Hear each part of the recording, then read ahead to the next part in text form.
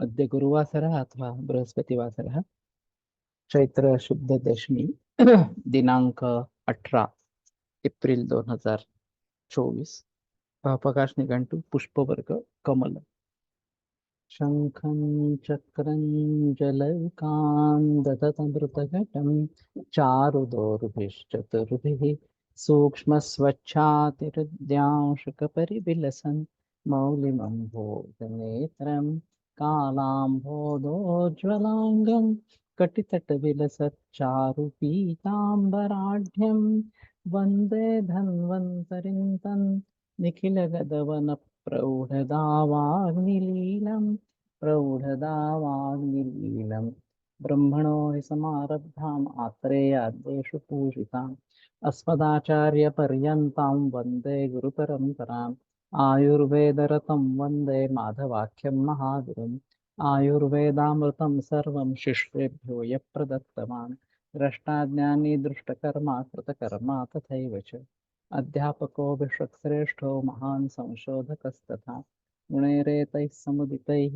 यत्कार्यं प्रतनोति सः समृद्ध्यर्थं हि कार्यस्य वयं नु प्रयतामहे सरस्वत्यै नमो यस्याः प्रसादात् पुण्यकर्मभिः बुद्धिदर्पणसङ्क्रान्तं जगदध्यक्षमीक्षते आत्रेयं प्रथमं वन्दे आयुर्वेदजगद्गुरुम् आयुर्वेदामृतं सर्वं गृहीत्वा हि सुरेश्वरात् अग्निवेशादिकेभ्यो यत्प्रेच्छत् मुनिसत्तमः प्रथमं तन्त्रकर्तारम् अग्निवेशं नमाम्यहम्।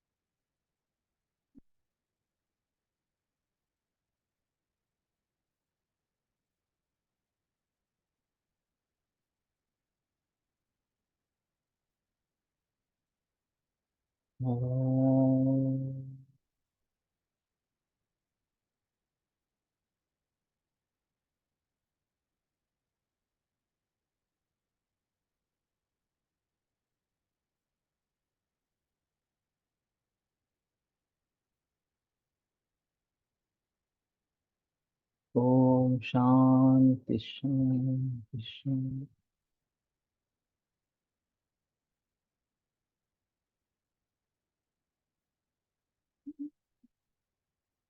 वापुंसि पद्मं नलिनम् अरविन्दं महोत्पलं सहस्रपत्रं कमलं शतपत्रं कुशेशयं पङ्केरुहं तामरसं सारसं सरसीरुहं विसप्रसूनराजीव पुष्कराम्भोरुहाणि च विशेषतः स्थितं पद्मं पुंडरीकमिति स्मृतम्। तो श्वेत कमल जो है वो पुंडरी कमल है। रक्तम कोकनदम नेयम नीलम इंदीवरम स्मृतम। रक्त कोकनद और नील जो है वो इंदीवर है।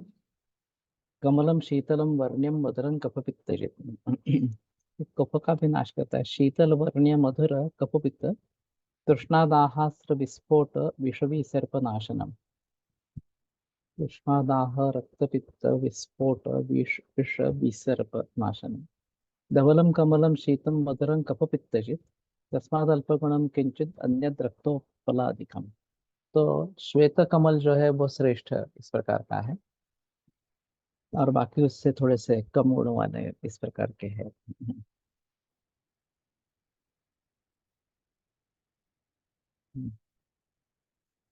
मूलनाल दलोत्फुल्ल फलैः समुदिता पुनः पद्मिनी प्रोच्यते प्राज्ञैर्बिसन्यादि च सा स्मृता। मूल नाल दल उत्फुल्ल फल इन सभी को पद्मिनी इस प्रकार का बताया जाता है और इसी को बिसिन्य बिसिनी इस प्रकार के भी संज्ञा है। पद्मिनी शीतला गुर्बी मधुरा लवणा च सा। शीतल गुरु मधुर लवण पित्तासुर कफन रूक्षा वात विष्टम्भ कारिणी। तो पित्त कफ रक्त दूर करने वाली, रूक्ष वात विष्टम्भ करने वाली, संवर्तिका नवदलम बीजकोशस्तु कर्णिका, किंजल का केसर प्रोक्तो मकरंदो रसस्मृत।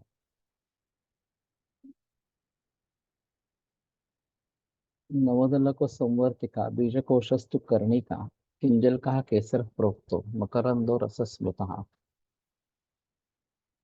पद्मनालं मृणालं स्यात् तथा विषमिति स्मृतं, संवर्तिका हिमातिक्ता कषाया दाहत्रुट प्रणुत।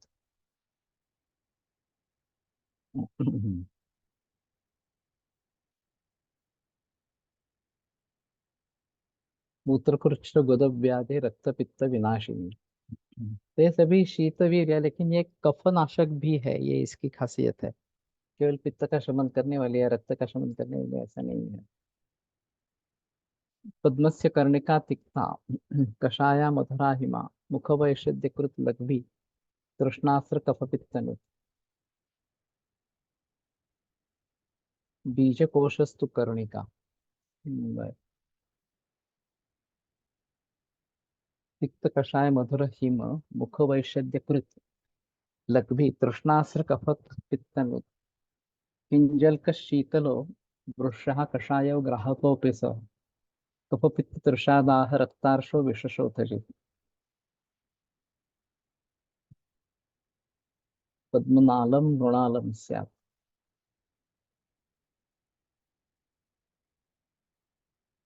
किंजल का केसर प्रोक्तो।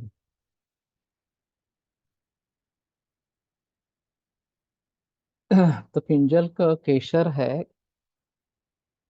कमल केसर। ये खास करके कश्मीर में और स्पेन से ज्यादा बाहर से आता है।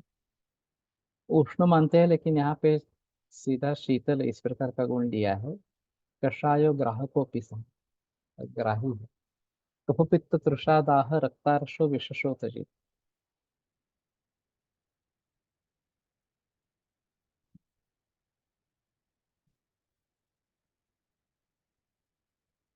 मृणालम शीतलम वृक्षम पित्तदाह सरजित गुरु, दुर्जरम स्वादुपाकंच स्तन्यानिल कफा कफप्रधम।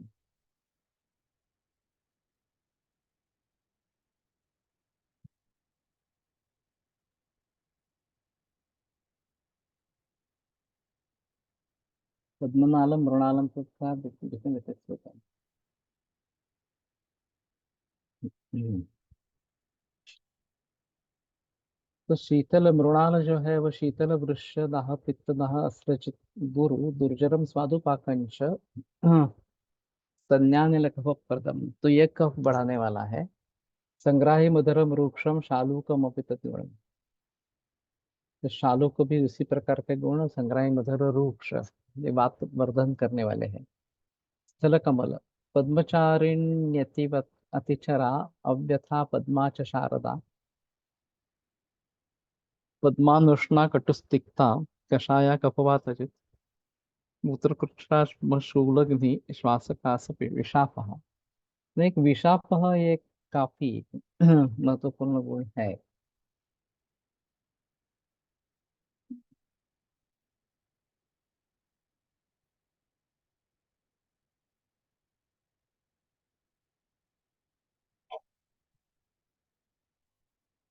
ये अव्यथा भी इसका एक पर्याय है।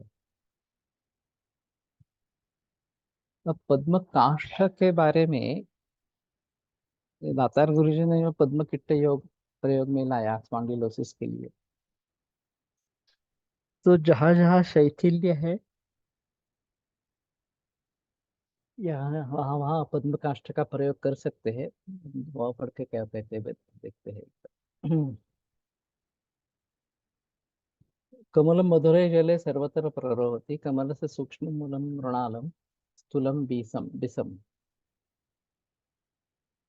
तस्य कन्दं शालुकमिति ख्यातम्। औषधप्रयोगेषु कमलस्य सर्वाण्यङ्गानि उपयुक्तानि भवन्ति। कमलफाण्टः सिताक्षौदरयुक्तः फलप्रमाणः, कमलहिमः क्षौदरयुक्तः फलप्रमाणः, उत्पलादिगणः उत्पलं नीलमारक्तं कल्लारं गौदं तथा, श्वेताम्भोजं च मधुकम् उत्पलादिः।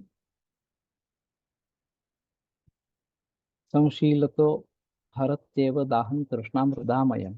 रक्तपित्तं च मूर्छां च तथा छर्दिम् अरोचकम् कमलं शीतलं वर्ण्यं मधुरं कफपित्तजित् तृष्णादाः विस्फोटविषविसर्पनाशनम् मूत्रविरजनीयं वर्ण्यं दाहप्रशमनं च। तो मूत्र विरजनीय में सभी कमल के प्रकार है। और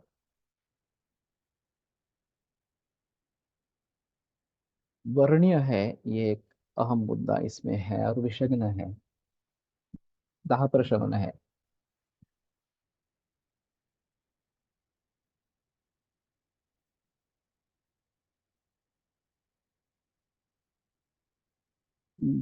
विष विषापः, विषग्न, विषहर, ये सभी सेम है या थोड़ा थोड़ा फर्क है क्रियाओं में?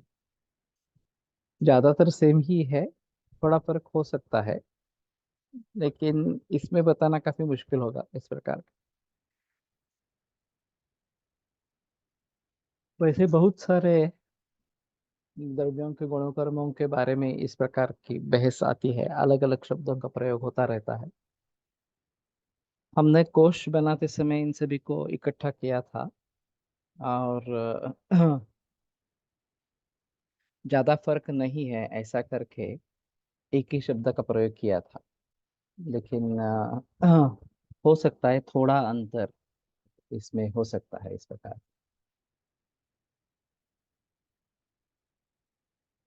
तस्य विपाकः कटुका वीर्यञ्च शीतम् मधुरं कषस्य कषायत्वं वाग्भटेन कषाय स्कंदे वर्णितम्। तस्य विपाकः कटुकः वीर्यञ्च शीतम, तो विपाक कटु है, वीर्य शीत है।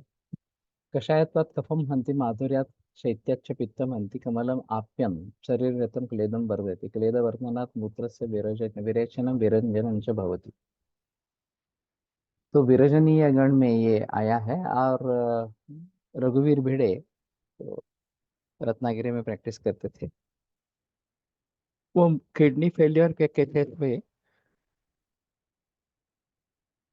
मूत्र विरजनीय गण का प्रयोग करते थे।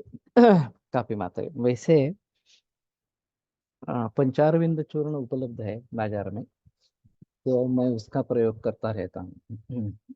ज्वरे कमलस्य फाण्टो हिमो वा पित्तज्वरं हन्ति तथा च तेन ज्वरस्य चर्बिः मूर्छा दाहः तृष्णा च शाम्यति शीतवीर्यत्वात् जलीयत्वाच्च कमलं रसगतं पित्तम् आशु शमयति रसधातुदुष्ट्या हृदयं व्याकुलं भवति रसस्य हृदयस्थानत्वात् वृद्धः ज्वरोष्मा हृदये स्थितम् ओजः क्षपयति ओजक्षयात् भ्रममूर्च्छादिमर्मोपघातस्य लक्षणानि प्रादुर्भवन् सम्भवन्ति ओजक्षयाच्च नरो नश्यति तस्मात् ज्वरे हृदयस्थस्य ओजसा संरक्षणार्थं कर्मलं प्रशस्तम्।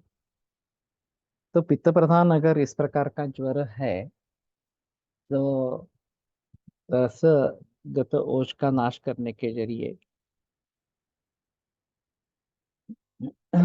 और ओज को बढ़ावा देने वाला इस प्रकार का चाहिए, तो ये कमल इस प्रकार का है।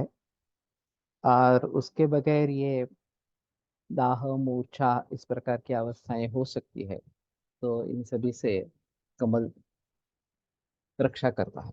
रक्तपित्त कमलस्य पाण्डा ससिता क्षौद्रः रक्तस्याति प्रवृत्तिं जयेत्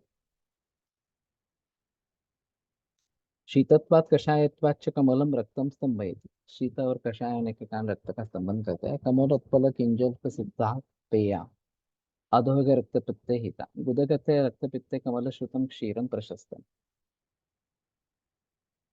तो अधो रक्तपित्त में पेया है कमलोत्पल किंजल, और गुदगत रक्तपित्त में कमल श्रुत क्षीर प्रशस्त। शर्करा कमल किंजल सहितम अभ्यस्तम नवनीतम रक्तार्षांसि शमयन्ति शमय। तो शर्करा कमल किंजल का और नवनीत ये रक्तार्शस का शमन करता है। ये काफी प्रचलन में है, और लोगों को भी मालूम इस प्रकार का है। पित्तातिसारे रक्तातिसारे च कमलश्रुतम छागं क्षीरम हितम। पित्तातिसार रक्तातिसार में कमलश्रुत बकरी का दूध तत्कषायत्वा तत्तिसारम स्तंभयति रक्तस्याति प्रवृत्तिं च जयति। तो इसमें पुड़ियों में अगर हम ये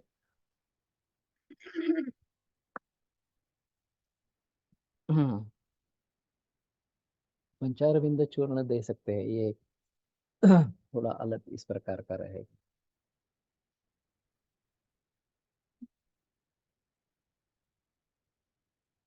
कमल real one not usually available. हाँ, ऐसा तो है कि कश्मीर देश में अच्छी तरीके से मिलता है, और बीज अवेलेबल है अमेजोन पर। जल तत्व संपर्क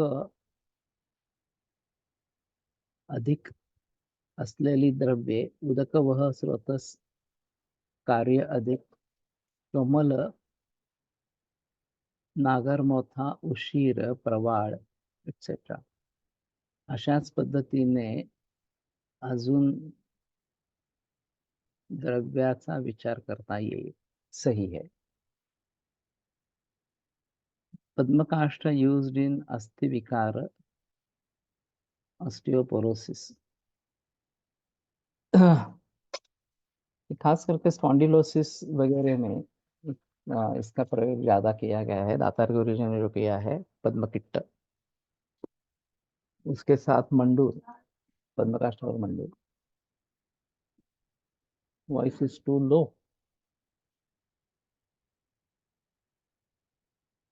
बाकी लोगों को अच्छी तरीके से सुन रहा है। हम्म, हो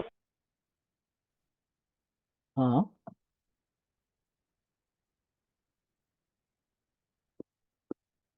गुड साउंड, ओके।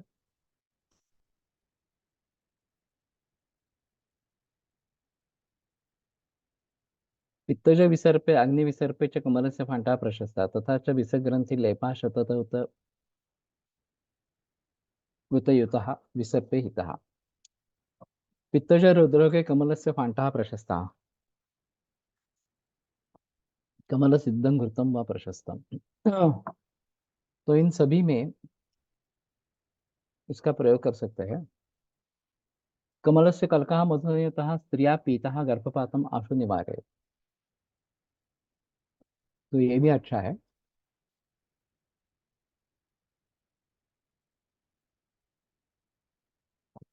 पद्मनाल कल्कः क्षीर शर्करायुतः गर्भपातम शूलंच निवारयति। अश्रुग्धरे अत्यार्तवे रक्तज वैन्यांच रक्तस्य पित्तस्य शमनार्थं कमलकल्कः फाण्डो वा सशर्करः अतीव प्रशस्तः। तो रक्तपित्त, अत्यार्त और रक्तज योनि, इन सभी में ये उपयुक्त है।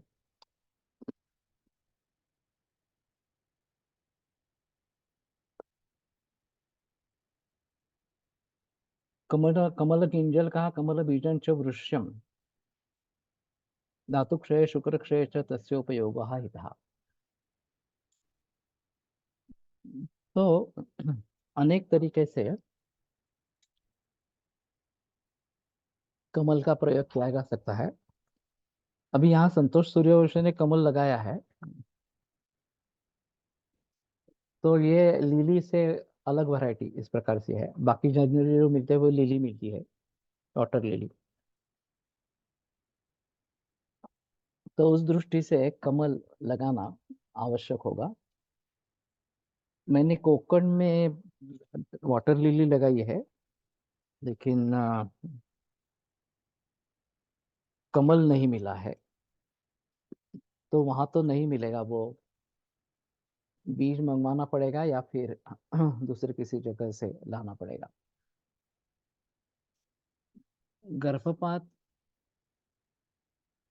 रोकने के लिए कब से कमल कल को स्टार्ट करना होगा?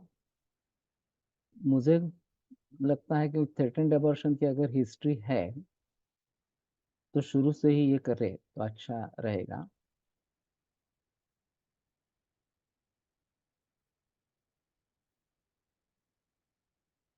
मेध्य मस्तिष्क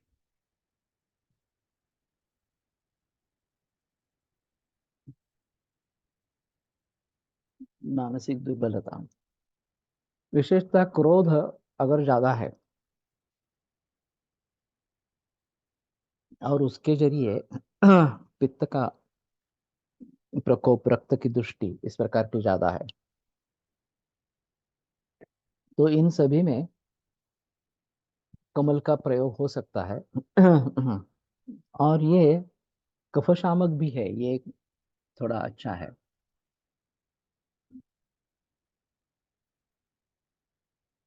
AFI।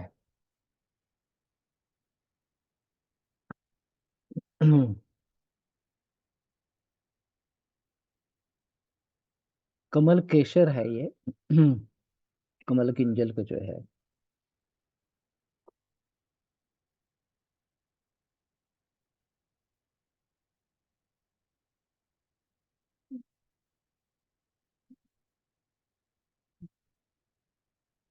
मनोवेगनाशक।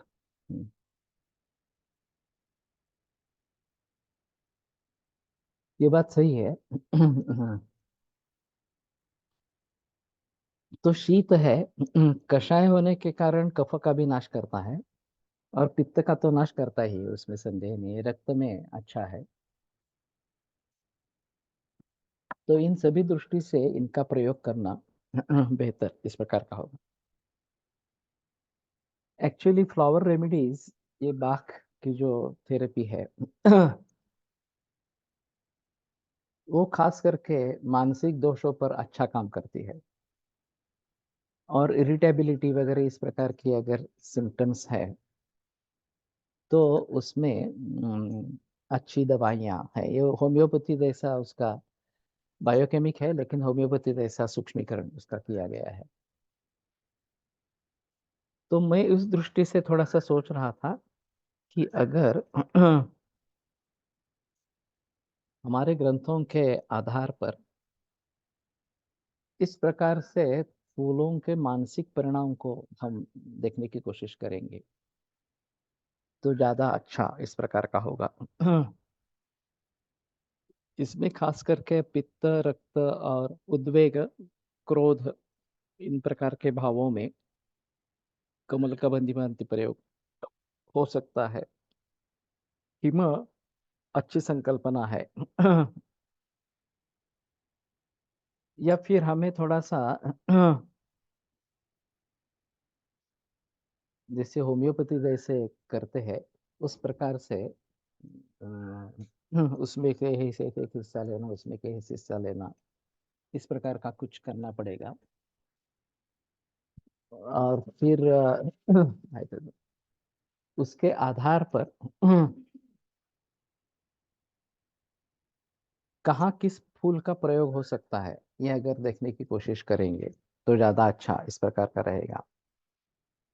तो ये मेरे मन में बहुत वर्षों से है कि खास करके सुखानुबंधी सूक्ष्मश्च सुगंध रोचनो मृदु, इस प्रकार का बताया गया है। सुगंध जो है वो सुख का अनुबंध निर्माण करने वाला रोचन इस प्रकार का है, और सूक्ष्म इस प्रकार का है। तो खास करके मन की जो अवस्था ये है, या रजस तमस से जुड़े इस प्रकार के जो मानस भाव है, उन सभी में भली भांति इस प्रकार के पुष्पों का प्रयोग किया जा सकता है।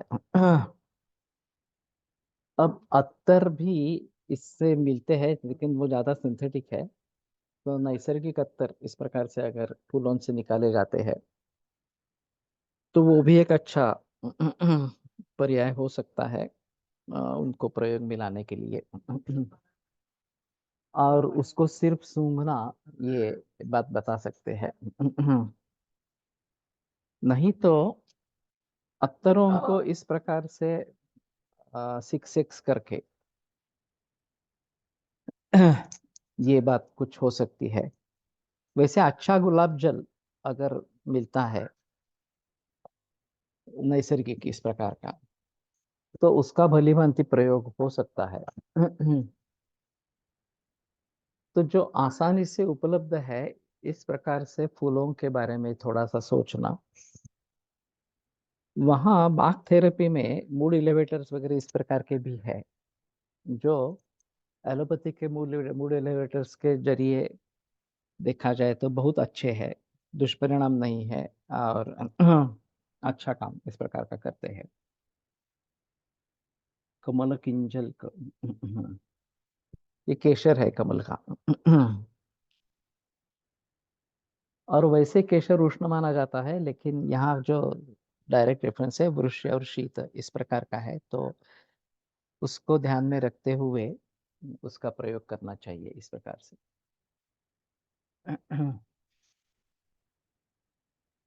निद्रानाश ऑल्सो, यस। अगर इस प्रकार के क्रोध वगैरह भावना से निद्रानाश है तो कमल जरूर काम करेगा निद्रानाश में इस प्रकार से। तो मैं थोड़ा सा देख रहा हूँ कि बाग थ्योरी जैसी हम पुष्पों के थ्योरी के बारे में कुछ अगर सोच सकते हैं कि किन मानसिक अवस्थाओं में, भावों में किन किन पुष्पों का प्रयोग हो सकता है इस प्रकार से, दो नेचुरल इस प्रकार का होगा।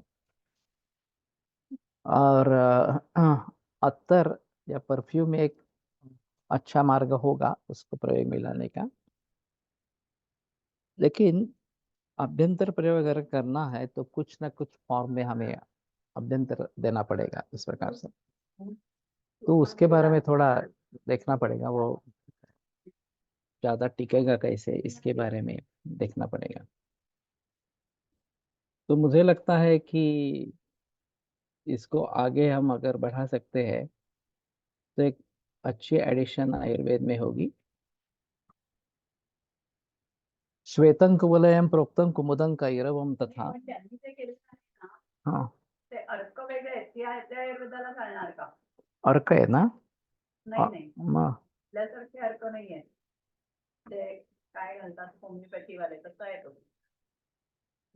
काय आहे?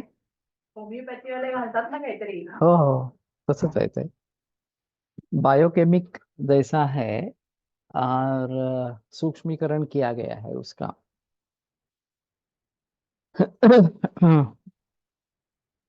तो खास करके मानसिक भावों के संबंध संबंध में ये सोचना बहुत जरूरी इस प्रकार का हो जाता है कि कैसे निपटारा हो। अभी मैं जो योग के जरिए बहिकुंभक का प्रयोग कर रहा हूँ कि जिससे रज और तम दोष कम होते हैं और फिर चित्त प्रसादन होता है, वो भी एक अच्छा उपाय है। और ये भी इस प्रकार के उपाय हो सकते हैं कि अगर विशिष्ट इस प्रकार के अत्तरों का प्रयोग किया जाए तो भी अच्छा इस प्रकार का रहेगा। कुमुदम पिच्छिलम स्निग्धम मधुरम लाधि शीतलम कुमुद्वती कैरविका तथा कुमुदिनी च सातु मूलादि सर्वांगै रुक्ता समुदिता बुधैः पद्मिन्याये गुणाः प्रोक्ता कुमुदिन्याश्च ते स्मृताः।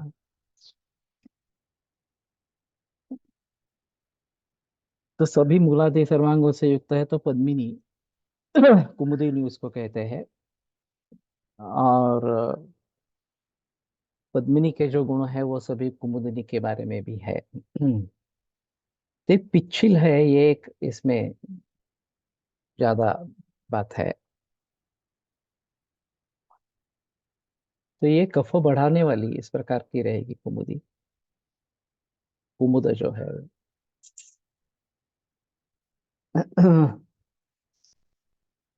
केवल कषाय रस के जरिए ये Indian Bach flower medicine cheap, foreign very expensive, मी आवाज थोडा तरी मोठा करा, बट तुमचा इंडियन आवाज बाग येतोय. Flower medicine are available.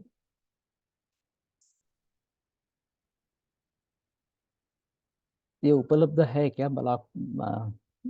Yes, कहाँ पे मिलता है?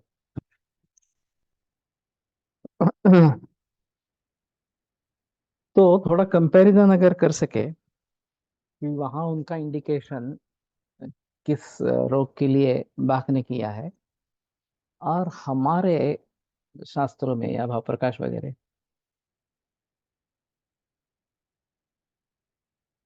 पंजाब?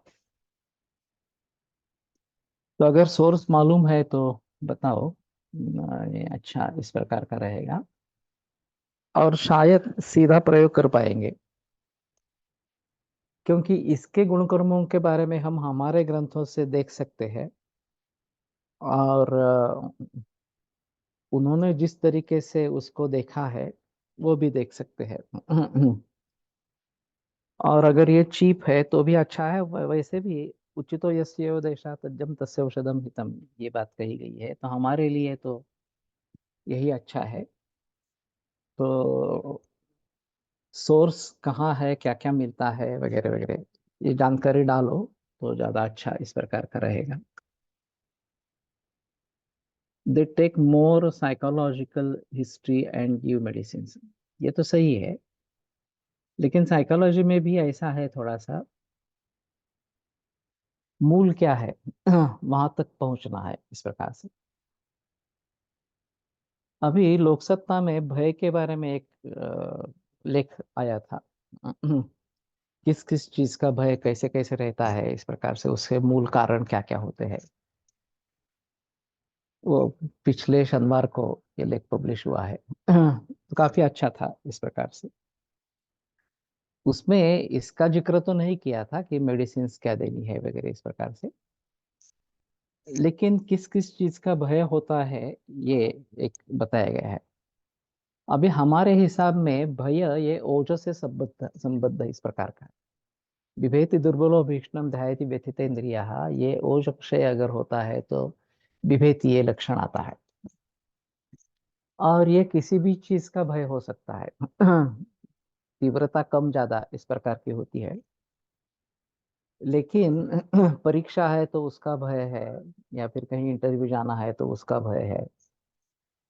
इतना ही नहीं, रास्ता क्रॉस करना है उसका भी भय होता है। ये मार्जार कुत्ता वगैरह इनसे भी भय रहता है। तो काफी भय के विभिन्न प्रकार इस प्रकार के हैं। और हमारे हिसाब में अगर ओज बढ़ेगा तो ये भय कम हो सकता है। वैसे भयनाशन भी मेडिसिन से, तगर खास करके भयनाशन है। और रसिक पावस्कर ने ज्यादा प्रयोग उसके किए हैं, मैंने भी कुछ हद तक तगर का प्रयोग किया है इस प्रकार से। तो अभी हम योग की दृष्टि से इसको देखने की कोशिश कर ही रहे हैं। आयुर्योग ये जो ग्रुप बना है, और उसमें मानस भावों पर काफी बहस हुई है, काफी रेफरेंसेस इकट्ठा हुए हैं। इन सभी का मूल क्या है ये देखना बहुत जरूरी इस प्रकार का रहेगा, और मूल रूप से चिकित्सा कैसे हो ये देखना पड़ेगा। तो आसान नहीं है। और फिर उसमें आयुर्योग के जरिए किस प्रकार से उपचार हो सकते हैं ये देखना है। तो न केवल आयुर्वेद, न केवल योग, अपितु ये दोनों को साथ में लेकर करेंगे तो अच्छा रहेगा। और मूल भावना ये कौन सी है ये थोड़ा सा देखना पड़ेगा। जनरली ऐसा होता है कि तीन चार भाव इकट्ठा होते हैं। अभी स्ट्रेस ये एक अहम मुद्दा है, और स्ट्रेस को मराठी संस्कृत में क्या कहेंगे ये मुश्किल मामला है, क्योंकि ये एक चीज नहीं है। उसमें एंग्जाइटी भी शामिल है, उसमें भय भी शामिल है, उसमें उत्कंठा भी शामिल है इस प्रकार से। तो इन सभी भावों को मिलाकर स्ट्रेस नाम की चीज बनती है। तो संताप,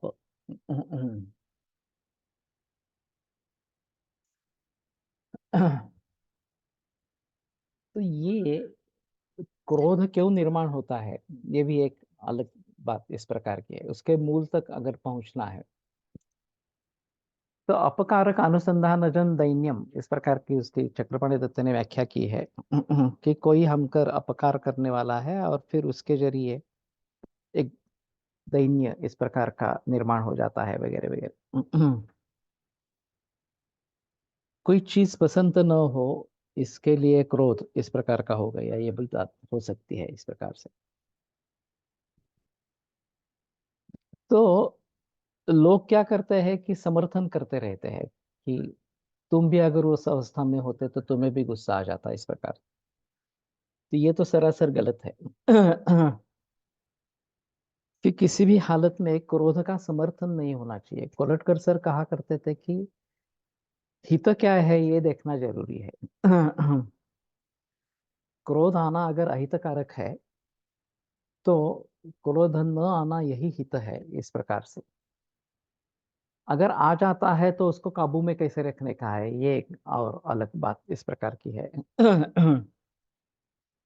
और जनरली ऐसा होता है कि मैं यहाँ पे अधिकृत हूँ। और क्रोध जो है वो मेरे अधीन होना चाहिए।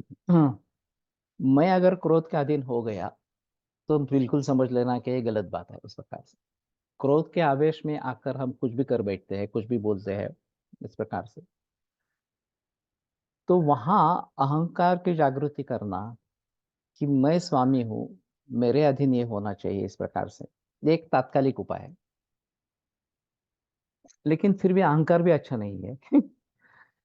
एक मुसीबत टालने के लिए दूसरी मुसीबत अगर ओढ़ लेते हैं, समझ लेते हैं, तो ये और भी मुश्किल मामला इस प्रकार का हो जाएगा। और अहंकार को कैसे काबू में रखे, ये भी एक अलग बात है।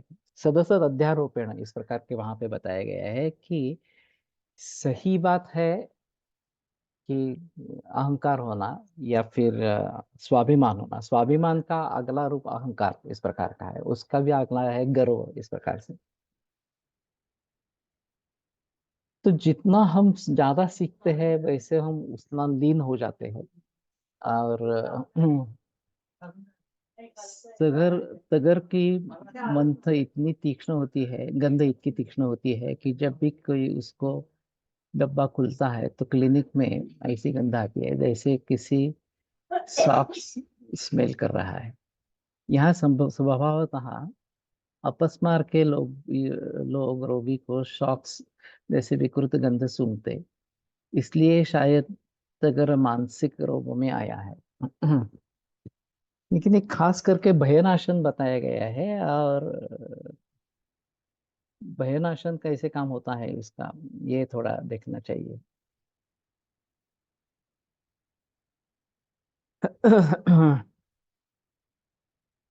अब ये जो तगर है वो ग्रंथों में वर्णित है, वो हिमालय में होती है वास्तव में। यहाँ एक दूसरा पेड़, तगर का पेड़ पौधा मिलता है, जिसको तगर कहते हैं। श्वेत वर्ण के फूल होते हैं, गंध नहीं होता उसमें। लेकिन उसकी अभाव में इस तगर को ही प्रयोग करते हैं, ये भी बात होती है। तो वो तगर देखनी चाहिए जो हिमालय में होती है, जिसका तीव्र गंध इस प्रकार का है। और फिर गंध के बारे में, एक ही गंध दो व्यक्तियों के लिए अलग अलग तरीके से हो सकता है। किसी को वो भाता है, किसी को बिल्कुल नहीं भाता। पेट्रोल की गंध कुछ लोगों को अच्छी लगती है, दूसरे लोगों को अच्छी नहीं लगती है, इस प्रकार से। तो ये सब्जेक्टिव है, पर्सनलाइज्ड है। और फिर उसमें से कैसे करेंगे, किसको करना है किसको नहीं करना है, ये थोड़ा देखना जरूरी इस प्रकार का रहेगा।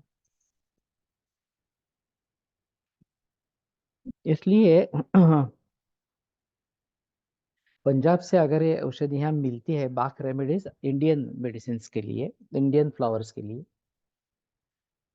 तो जरूर उसका प्रयोग करके देखना चाहिए कि उनके दृष्टि से कहाँ पे प्रयोग करना है और हमारी दृष्टि से कहाँ पे प्रयोग कर सकते हैं। तो इसलिए मानस भावों का विश्लेषण अच्छी तरीके से होना है। और कौन कौन से भाव है, ये अगर अच्छी तरीके से हम देख पाएंगे तो शायद बात बने कि हम एक्यूट एक्यूरेट निदान करके एक्यूरेट दवा इस प्रकार की दे सकेंगे, जिसको ते बाखांनी जे तत्व मांडलेलं आहे ना, ते कशा तऱ्हेने डेव्हलप केलंय हे कळत नाही. म्हणजे ते होमिओपॅथी सारखा अभ्यास आहे तो। हा त्याचा विचार करता येईल आपल्याला, म्हणजे असं नाही. हम्म। पण ते तसं आहे. यहाँ यह मिलता तगर मूल।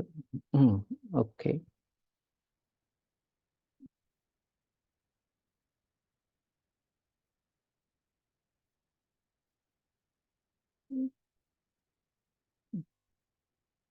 कहाँ से बात कर रहे हो? राहुल गुप्ता। एक बार मुझे ऐसा लगता है हमारे ग्रुप में काफी विभिन्न देशों से लोग हैं। महाराष्ट्र से काफी है, लेकिन उत्तर प्रदेश, हिमाचल प्रदेश या फिर मध्य प्रदेश वगैरह वगैरह से भी काफी लोग हैं। एक बार कहाँ कहाँ पे क्या क्या मिलता है, उत्तराखंड में है, ठीक है। कहाँ पे क्या क्या अलग चीजें मिलती है जो जेन्युइन इस प्रकार की है, इसके बारे में जिस विषय में बहस हो, और उपलब्धि कहाँ पे है, उस ट्रेडिंग कंपनी का नाम वगैरह वगैरह, इस प्रकार से अगर पता लग जाए तो शायद बाकी लोग भी इसका प्रयोग करना आरंभ करेंगे। अभी मानसिक भावों के बारे में ये बड़ी मुश्किल समस्या इस प्रकार की है। और काउंसलिंग कुछ हद तक काम करता है, लेकिन उसके लिए वो व्यक्ति अगर तैयार है तो ही काम करता है। उस व्यक्ति का अगर अ, समझने में या सुनने में दिलचस्पी नहीं है उस व्यक्ति की, तो उस काउंसलिंग काम बिल्कुल नहीं करता। ऐसे हालात में हमें कुछ ऐसा देना चाहिए कि जो मूल रूप से उसके स्वभाव में परिवर्तन लाए, इस प्रकार से। और ये शायद बाक रेमेडीज की तरीके से हो सकता है, या हम उसके बारे में अलग से सोच सकते हैं। तो एक अर्क कल्पना एक अच्छी है इसमें। ये और अत्तर उसका अगर बने तो शायद भली भांति सभी लोग प्रयोग कर सकेंगे, इस प्रकार का रहेगा।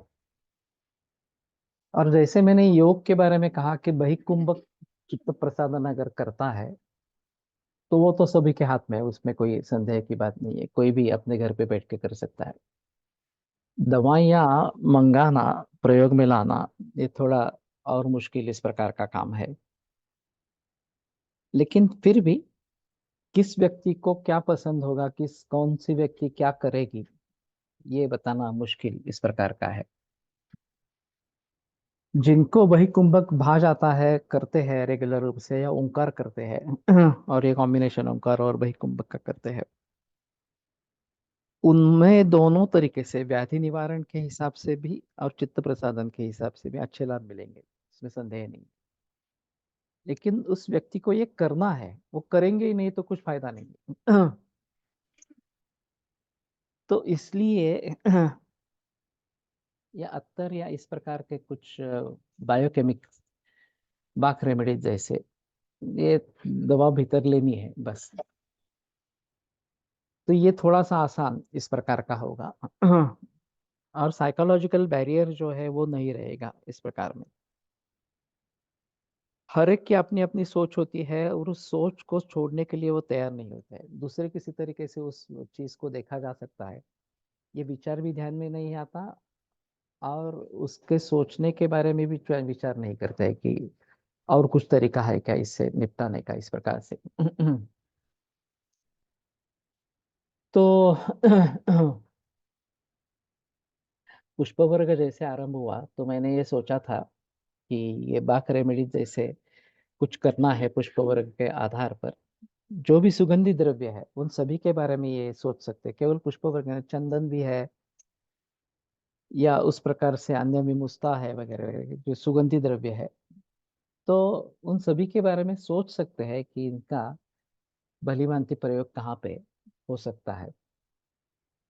तो मुझे लगता है कि वो शेयर करो पंजाब में जहाँ पे बाक रेमेडीज मिलती है। और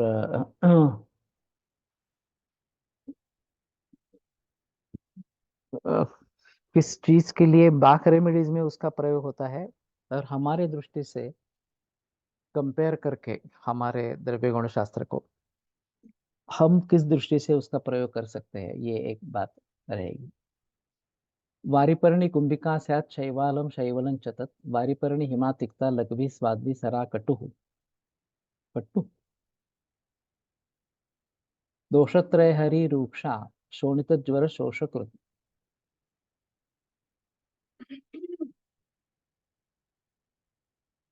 शैवालं तुवरं तिक्तं मधुरं शीतलं लघु निग्धं दाह तृषा पित्त रक्त जरहरम परम।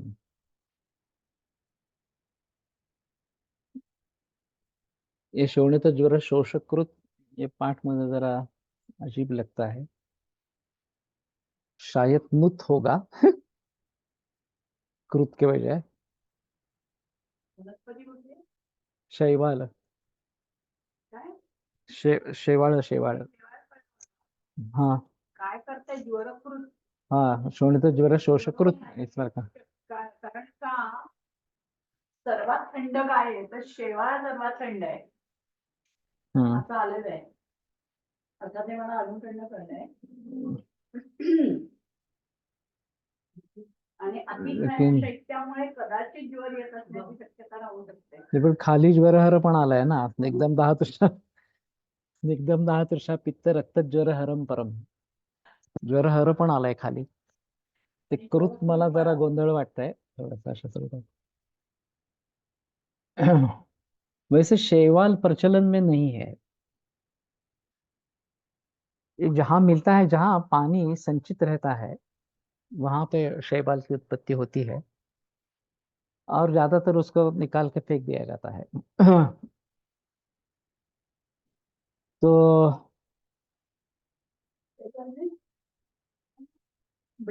दोषत्रय हरि रूक्षा, दोषत्रय हर है, रूक्ष है,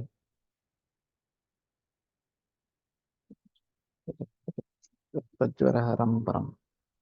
ये गोवा फड़के की किताब में है क्या शैवाल है या वारी परणी?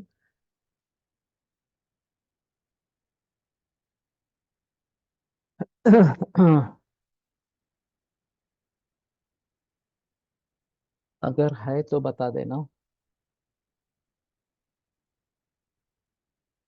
स्पिरुलिना, उसका संचय कैसे करना है और शुद्धिकरण कैसे होगा?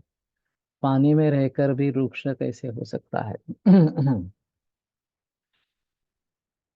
हाँ, ये बात हो सकती है, रूक्ष पानी में रहकर भी। वैसे पानी मूल स्वभाव से रूक्ष ही है। ये थोड़ा अजीब लगता है, जीवनम तर्पणम रुद्यम लादि बुद्धि प्रबोधकम वगैरह जो पानी के गुणधर्म बताए गए हैं, इसमें रूक्ष का कोई संबंध नहीं है। लेकिन मैं और संजय पेंट से पित्त शामक तो है, इसमें कोई संदेह नहीं है। हम एक मीटिंग के लिए पेड़ में गए थे, आयुर्वेद व्यासपीठ की मीटिंग थी। और मीटिंग रात में थी, 8-9 बजे, बहुत जोर से बारिश हो रही थी। तो मैंने संजय को कहा कि ये थोड़ी ज्यादा ही लग रही है मुझे बारिश। तो बोला नहीं, कोकण में ऐसा होता है इस प्रकार से। सुबह हम निकलने वाले थे वहां से।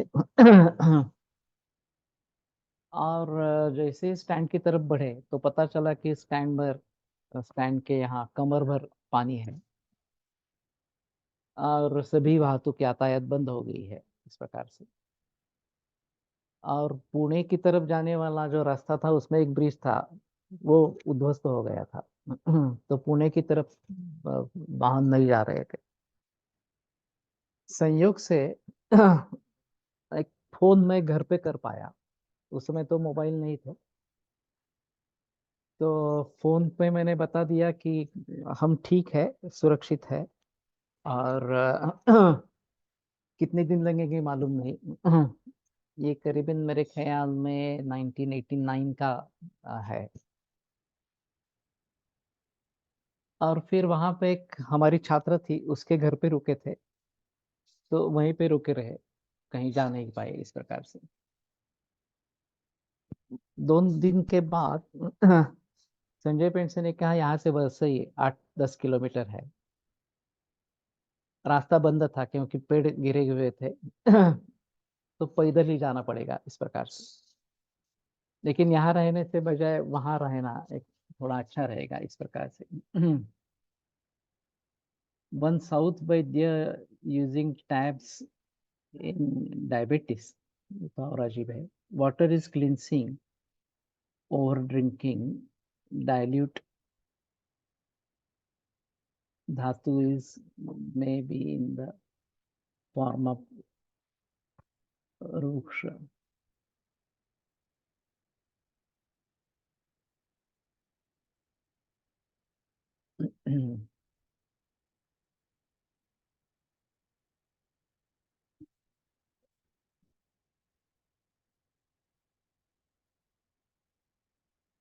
तो कहने का तात्पर्य था ये है कि हम दोनों पैदल चल पड़े वर्सई जाने के लिए, और काफी 3-4 घंटे लगे हमें वर्सई पहुंचने में। लेकिन पहुंच गए, काफी भीग गए थे। और फिर एहसास हुआ कि ये रूक्षता सब शरीर में बढ़ गई है, खास करके पाँव में। और पानी स्निग्ध होना चाहिए ऐसा हमारा मतलब था, लेकिन दोनों के पाँव रूक्ष हो गए इस प्रकार से। तो ये थोड़ा अजीब इस प्रकार का मामला था।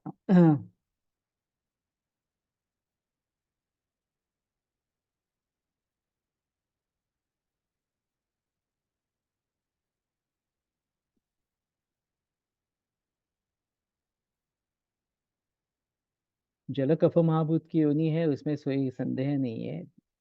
श्लोक में स्निग्ध बताया है, ये भी सही है। लेकिन ये शायद अभ्यंतर पान के लिए ये गुणकर्म आया होगा। बाह्य उपयोग से जो हम महसूस किया उस समय में, तो हम दोनों ने महसूस किया कि ये रूक्ष गुण बहुत बढ़ गया है इस प्रकार का। एक बात ये भी हो सकती है, शालन रूक्ष, कि पैदल चले थे हम 8-10 किलोमीटर।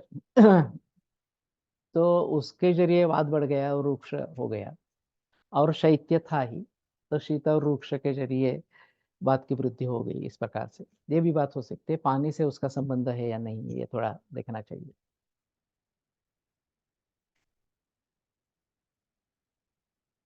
ये पॉसिबल है इस प्रकार का।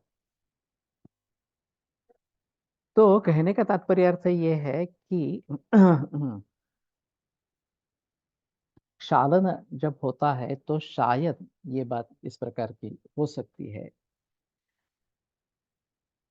और फिर हम वहां पे पहुंचे, संयोग से ये विनय भावे था उस समय में, वो भी बड़ा प्रसन्न हुआ। उसके यहाँ 2 दिन रहे, और फिर बंबई की तरफ ये शुरू हो गई, ट्रैफिक शुरू हो गई। तो उल्टे पनवेल जाके फिर पनवेल से वापस पुणे में आ गए इस प्रकार से। तो 4 दिन हम बाहर ही थे इस प्रकार से। तो ये एक बात इस प्रकार की है। तो शैवाल अगर कोई प्रयोग कर रहा है, वो केरल वाला वैद्य, तो वो कहाँ पे प्रयोग करता है ये थोड़ा सा देखना चाहिए।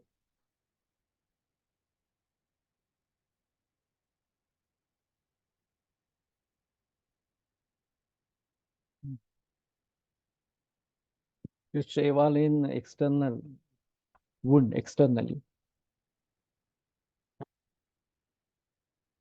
तो ये भी बात हो सकती है ऊपर से लगाने के लिए। गोवा फड़के की किताब में नहीं है ना। ये थोड़ा देखना पड़ेगा, शैवाल का मतलब अलगी ही है या स्पिरुलिना है।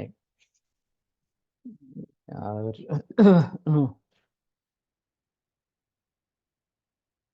नहीं है। ठीक है तो।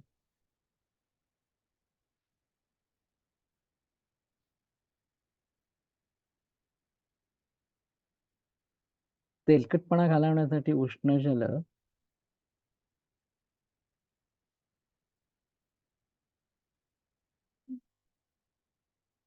वापरतात, शीतजन्य तेलकटपणा नाही जात। शैवाल कैप्सूल टैबलेट अवेलेबल।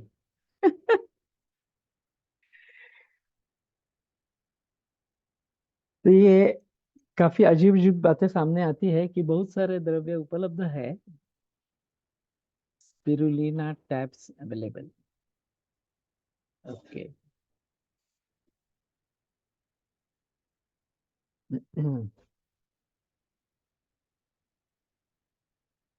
पहले तो बहुत होता था, पर अब नहीं होता। Maybe due to global warming, shaival production very less. Amazon.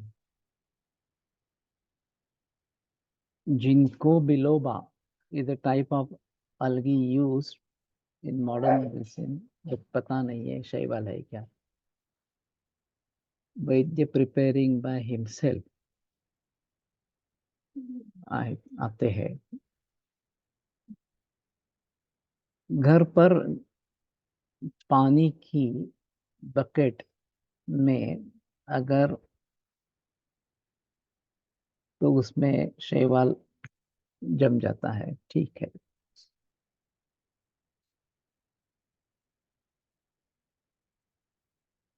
गिरिको ginkgo biloba Chinese herb used in manas rog. Okay, ये काफी अलग अलग बातें इस प्रकार की है। शतपत्री शतपत्री तरुण युक्ता कर्णिका वाचारु केशरा महाकुमारी गंधाढ्या लाक्षा कृष्णा तिमंजुला शतपत्री हिमारुद्या ग्राहिणी शुक्रला लघु दोषत्रयास्वजित वर्ण्या कट्वी तिक्ता च पाचनी। शेती कराड़ में होती है। Spirulina, okay.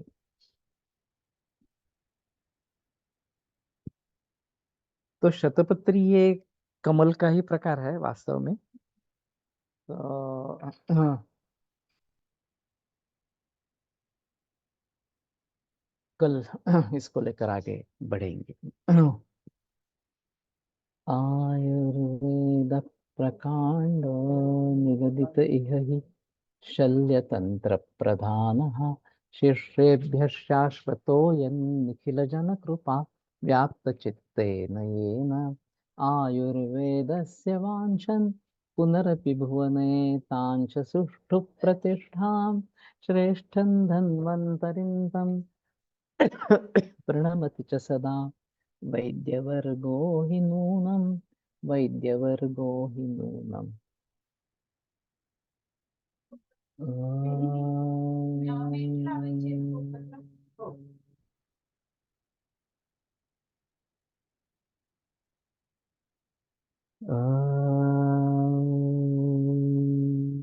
डाळ नको ना, डाळ नको ना, नको.